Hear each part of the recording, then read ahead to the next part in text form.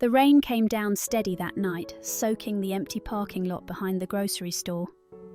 Evan Miller shoved the last cart into the rack, his hood pulled low, water dripping down his sleeves.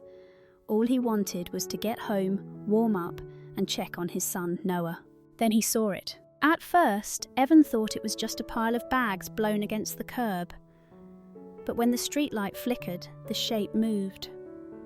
A little girl stood there in the downpour, clutching a faded backpack to her chest. Her dress was too thin for a night like this, and her hair stuck flat against her cheeks. Evan's breath caught. He scanned the lot, waiting for someone, anyone, to come running, calling her name. But there was no one, just the rain and the hum of the light above. He walked closer, keeping his voice gentle. "Hey there, sweetheart, you okay?"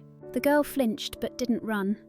Her wide green eyes lifted to his face, full of fear but also something else. Hope, maybe. She whispered so softly he almost missed it. "Mum told me to wait." The words hit him like a punch. What kind of mother left a child out here alone in the storm? Kneeling down, Evan slipped off his jacket and draped it over her shoulders. "It's cold, let's get you warm." Her tiny fingers gripped the fabric like it was the only thing keeping her steady. She didn't cry, she didn't ask for help. She just stood there, trembling, as if she'd been waiting all night for someone to finally see her. Evan pulled out his phone, ready to call the police, when headlights swept across the far end of the lot. A dark car crawled by, moving too slow to be casual. The driver's face was hidden in shadow, but his gaze lingered on the little girl. Evan's gut twisted. He shifted to block her from view. The car rolled on, disappearing into the wet night. The girl clutched his sleeve now, like she sensed it too, that whoever was watching wasn't there to help her. Evan swallowed hard. He had no idea who she was, where she came from, or why she was standing alone in the rain. But one thing was clear. This little girl wasn't just lost, she was in trouble. By the time Officer Diaz arrived, rainwater was dripping off Evan's jacket and pooling on the floor of the store's back office. The little girl, Maddie, she had whispered when Evan coaxed her name out, sat hunched in a chair, her small legs dangling above the tiles. She still wore his jacket, swallowed in the heavy fabric, her hands buried deep inside the sleeves. Diaz crouched down, speaking in a tone Evan recognised from his own bedtime talks with Noah. "Hey Maddie, you're safe here. We'll help you get back to your mom, okay?" She stared at her shoes, silent. Evan leaned against the wall, watching. He'd seen his son nervous before, first days of school, shots at the clinic, but this was different. Maddie looked like a child who had learned not to trust too quickly. The officer turned to Evan. "We'll file a report. Child Services is already on the line.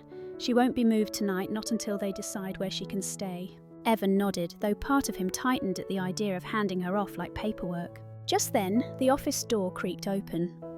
A man stepped inside, shaking the rain off his shoulders. He wore a dark suit that didn't belong in a small-town grocery store at midnight. His shoes clicked against the tile as he smiled politely. Too politely. "There she is," he said, his voice smooth.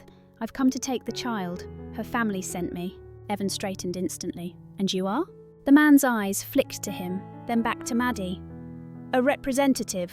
No need for fuss. I'll bring her home." Diaz stepped between them, his voice calm but edged. "Sir, do you have identification? Legal paperwork authorizing custody?" The man's smile tightened. "That won't be necessary. You're wasting precious time." Diaz's tone dropped, firmer now. "Without documents, she's not going anywhere with you." For a heartbeat, the room went still. The man adjusted his cufflinks, exhaling through his nose. "Very well, but you're making this harder than it needs to be." He reached into his pocket, pulled out a plain white card, and placed it on the desk. Just a phone number, no name, no company. He gave Maddie one last look, a look that made her shrink deeper into Evan's jacket, before turning on his heel and walking out. The door clicked shut, the sound echoed louder than it should have. Maddie's small hand gripped the sleeve of Evan's jacket until her knuckles turned white. Evan glanced at the card on the desk, his stomach tight. Whoever that man was, he wasn't family. And he wasn't finished. The paperwork dragged into the early morning. By the time Officer Diaz finished his calls, the rain had stopped, leaving the parking lot glistening under pale streetlights. Maddie was curled up in Evan's jacket, half asleep, when Diaz finally set down his pen. "Here's the deal. the officer said, lowering his voice. Child Services is backed up. No open foster homes tonight. The safest option is a temporary placement with someone we trust. Mr. Miller, that's you. Just for tonight. Tomorrow they'll take over. Evan rubbed the back of his neck. I've got a boy at home. Small house, we don't have much. Diaz gave him a steady look. What matters is safety. She needs somewhere warm, and someone who'll watch her. Evan glanced at the girl in the chair. Maddie wasn't asleep after all. Her eyes peeked out, wide and cautious, like she was listening to every word. He thought of Noah waiting on the couch, and the choice was already made. All right, he said quietly, she comes with me. The drive home was silent, except for the rumble of Evan's old truck. Maddie sat in the back seat, clutching her small backpack to her chest. She didn't ask where they were going. She didn't ask about her mom. She just kept her eyes on the window, like the world outside might vanish if she blinked. When they pulled into the driveway, the porch light was still on. Inside, Noah had fallen asleep with the television humming softly. He stirred awake when the door opened and blinked at the sight of the little girl. Dad, he mumbled, who's that? Evan set Maddie gently on the couch. This is Maddie, she's staying with us tonight. Noah sat up straighter, curiosity replacing sleepiness. Hey, he said softly, offering one of his blankets. It's warm, I used it when I was scared of thunderstorms. Maddie hesitated, then took it. Her small voice cracked the silence. Thank you. It was just 2 words, but they landed heavy in the room. Evan pulled up a chair and stayed near while the kids settled. Diaz did a quick check of the house and left with a nod. The house grew quiet again, the only sound the soft breathing of 2 children drifting into sleep. Evan sat there in this dim light, staring at the little girl curled up under Noah's blanket. He told himself it was just for one night, that by tomorrow Child Services would take over. But in his gut he already knew better. This child wasn't just passing through his life. Something bigger had landed on his doorstep, and whatever it wasn't finished. Morning light spilled into the small house, warming the kitchen where Noah poured cereal into 2 bowls. Maddie sat across from him, shoulders hunched, stirring the milk with her spoon but not eating. Evan sipped his coffee, watching her carefully. She hadn't said another word since thank you last night. Then came the knock, 3 sharp raps on the front door. Evan stiffened. He set his mug down and went to the door, every muscle tight with caution. Standing on the porch was a woman in her early 30s, her coat still damp from the morning mist. Her face was pale with worry, but her eyes burned with determination. She held a thin folder against her chest, papers spilling at the edges. Please, she said, her voice low but urgent. I'm looking for my daughter. Her name is Maddie. Officer Diaz told me she was here. Evan's grip tightened on the doorframe. Behind him, a small gasp broke the air. Maddie had frozen at the kitchen table, her spoon clattering into the bowl. The woman stepped inside, her gaze locked on the little girl. Sweetheart, she whispered, her voice breaking. It's me. Mommy's here. But Maddie didn't run to her. She didn't move at all. Instead, she slid off her chair and edged closer to Noah, clutching the blanket he had given her the night before. Claire's eyes filled with tears. This wasn't the reunion she had imagined. She had pictured Maddie racing into her arms, sobbing with relief. Instead, her daughter looked at her like she was a stranger. Evan cleared his throat. She showed up at the store lot last night, alone. I called the police. They asked me to keep her safe until Child Services could step in. Claire nodded quickly, but her gaze never left Maddie. I know. Officer Diaz called me. I don't know how to thank you. Her voice trembled, and she pressed a hand to her mouth to steady herself. Before Evan could answer, the rumble of an engine broke the fragile moment. A sleek black car pulled up outside. A man in a suit stepped out, his polished shoes crunching on the gravel as he strode toward the door.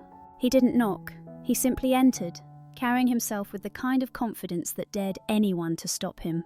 Mrs. Bennett, he said smoothly, ignoring Evan completely. I represent the Bennett family. We're here to ensure the child is returned to her rightful place immediately. It's best for everyone if she comes now. Claire's shoulders stiffened, her voice cut sharp. You have no right to be here.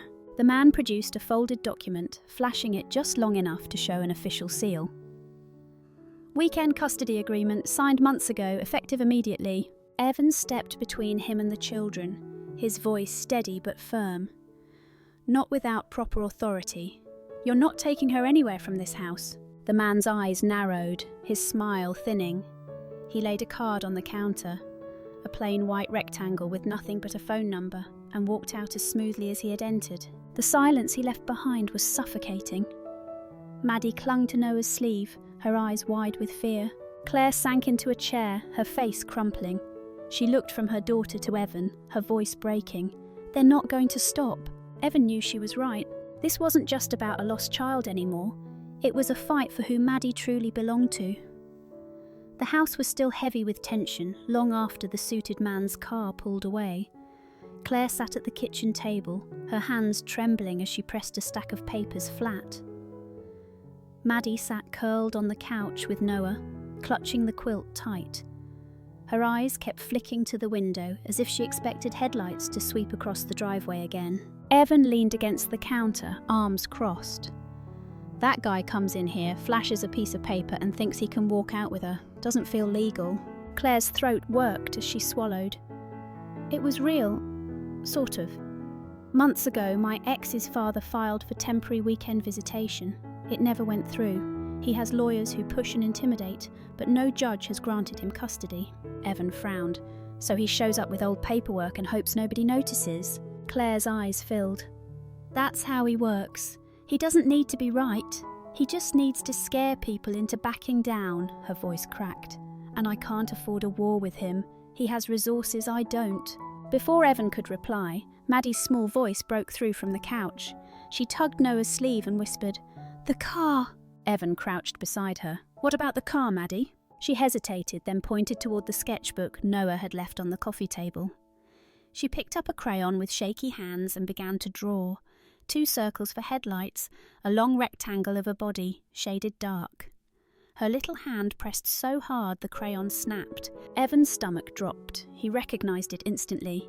The same car he had seen in the rain, creeping by when he first found her.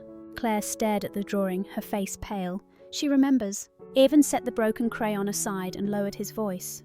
That wasn't a coincidence. Whoever's behind this has been watching her. Just then, a knock at the door startled them all. Evan tensed, but it was only Officer Diaz. He stepped inside, setting a folder on the table. "We pulled footage from the store lot last night," he said. He spread out grainy stills. Even blurred by rain, the same car loomed in the corner of the frame, headlights faint. "That's it," Evan muttered. Diaz gave Claire a careful look. "Child Services has scheduled a home visit. They'll want to see where Maddie lives, what support she has. It could matter in court." Claire nodded quickly, though her eyes glistened. "I'll do whatever it takes." When Diaz left, the room fell silent again. Claire pressed her hands against her face, her voice muffled. "She used to run into my arms when she was scared. Now she hides behind strangers. What if I've already lost her?"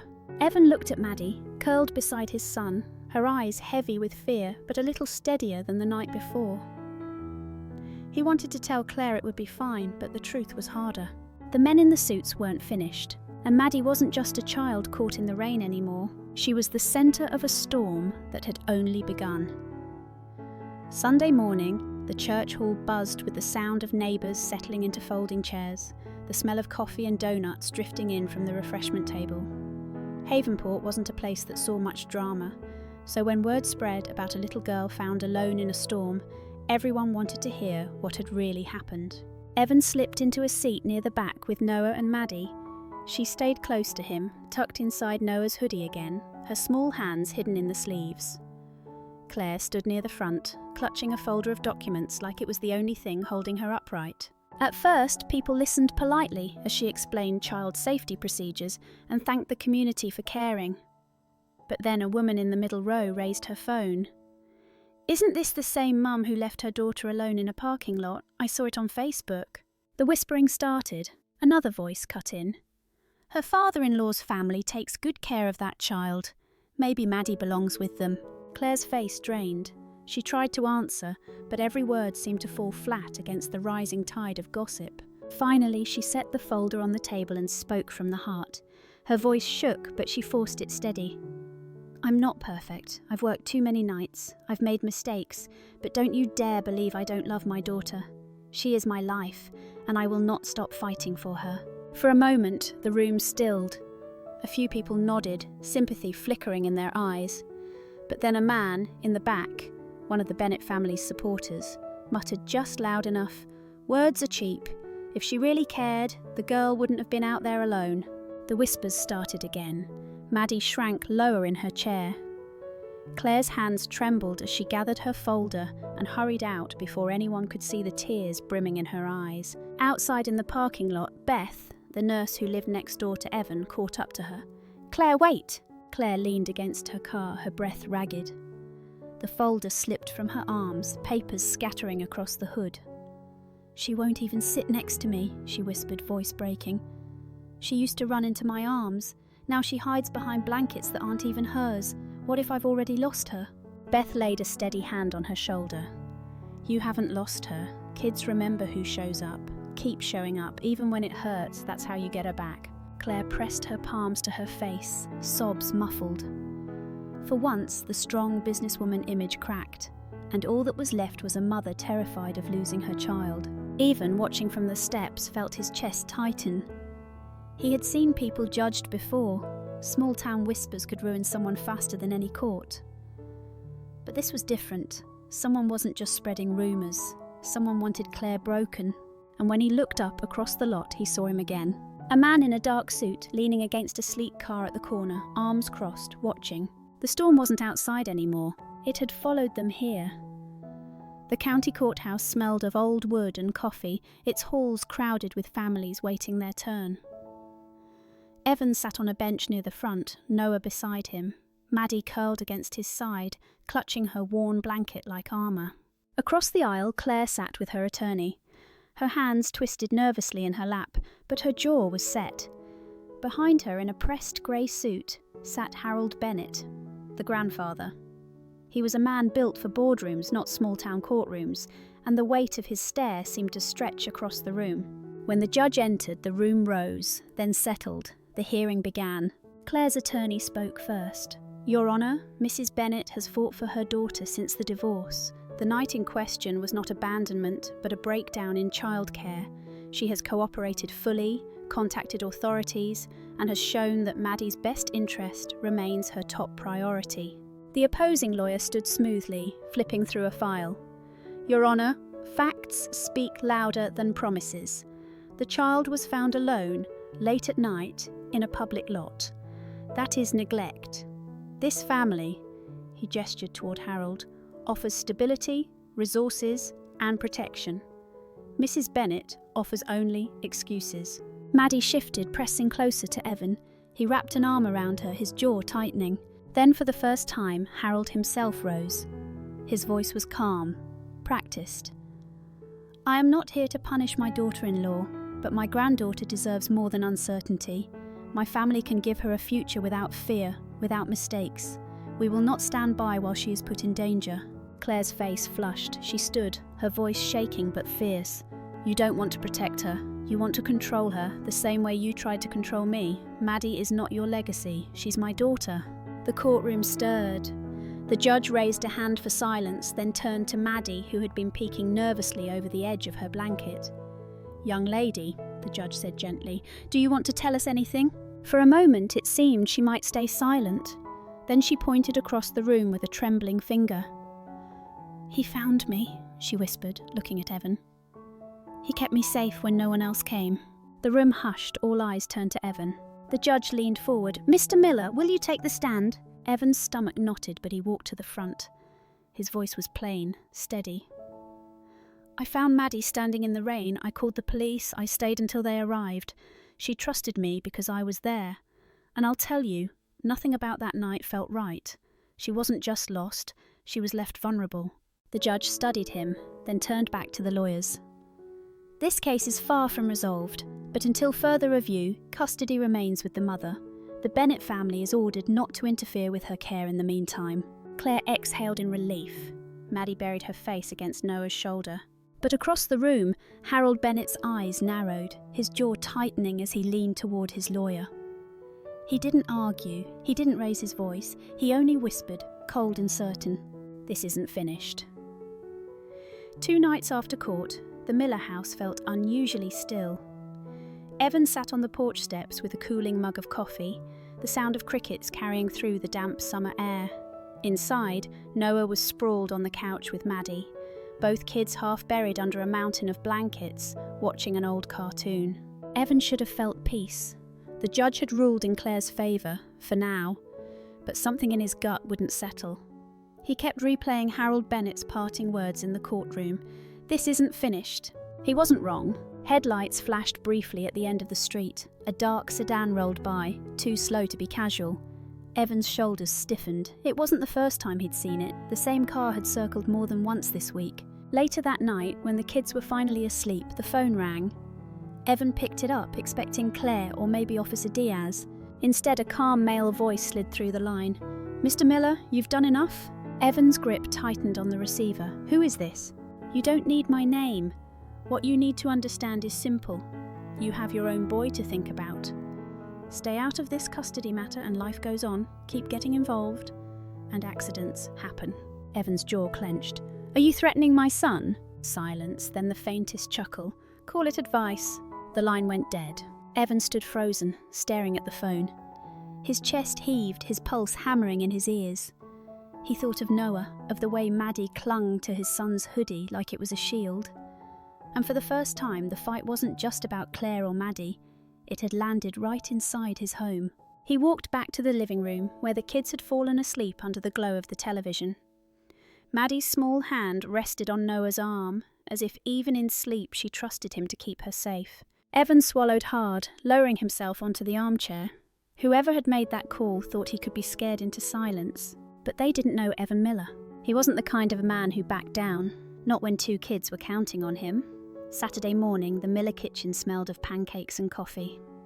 Evan flipped a batch while Noah poured juice into 3 mismatched cups. Maddie sat at the table in Noah's oversized hoodie, watching the syrup bottle slide back and forth. She poked at her plate but didn't eat. Claire had come early, determined to spend the day with her daughter. She'd even brought fresh strawberries, hoping to make breakfast feel special. But Maddie hardly looked at her. Every glance, every shy smile went to Noah or Evan. When Claire tried to sit beside her, Maddie shifted closer to Noah instead, clinging to the blanket draped over her shoulders. The rejection was quiet but sharp.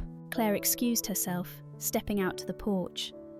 Her hands shook as she pulled out her phone, scrolling for something, anything to distract from the ache in her chest. That's when she saw it. Local mother under fire. Was Maddie left alone? The article was short but brutal, quoting anonymous sources who claimed Claire cared more about her career than her child. It painted her as careless, distant, unfit. And the comments beneath were worse, strangers tearing her apart, judging her motherhood like they knew her. Beth, the neighbour, found her sitting on the steps with tears streaking her cheeks. "Claire, what is it?" Claire handed over the phone, her voice breaking. "They're trying to erase me. And the worst part is, it's working. Maddie won't even look at me the way she used to." Beth knelt beside her. "You haven't lost her. Not yet. Keep showing up. Don't let them take that from you." Inside, Noah was helping Maddie with a puzzle when Evan's phone buzzed. Another news alert, the same article, now spreading across local feeds. He muttered under his breath, shoving the screen into his pocket before the kids noticed. But it was too late. Maddie's eyes had already caught the headline. She read the words slowly, lips trembling. Her mother didn't care enough. Her small voice cracked. "Is that true?" Noah shook his head fast, his voice firm. "No, don't believe that stuff. People online don't know anything." Evan crouched down, meeting Maddie's wide green eyes. "Sweetheart, listen to me. Your mum loves you. Articles don't change that." But Maddie didn't answer. She hugged the blanket tighter and looked away. Through the window, Claire watched, her heart breaking all over again. She pressed a hand to the glass as if she could reach through, desperate to bridge the distance between herself and the daughter slipping further from her grasp. And in the shadows of the street, that same dark car idled for a moment before disappearing again, watching, waiting. This wasn't just gossip anymore, it was war. The courthouse was full again, whispers bouncing off the panelled walls as people leaned in to catch every word.